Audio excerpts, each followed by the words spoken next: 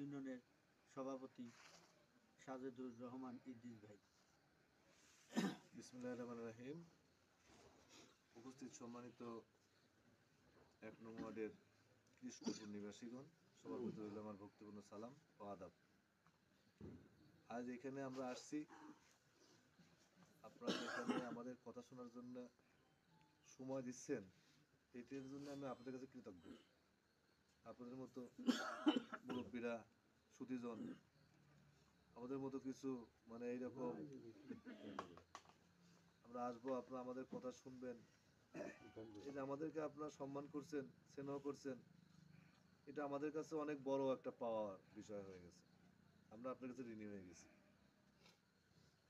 আসলে বক্তব্য এখানে হয়ে গেছে, মূল কি কারণে আমাদের এখানে আসা, উদ্দেশ্য কি, এটা আমি আশা করি আমরা এখানে যারা আছি প্রত্যেকেই ইতিমধ্যে বুঝে ফেলছি যে আসলে এখানে আমরা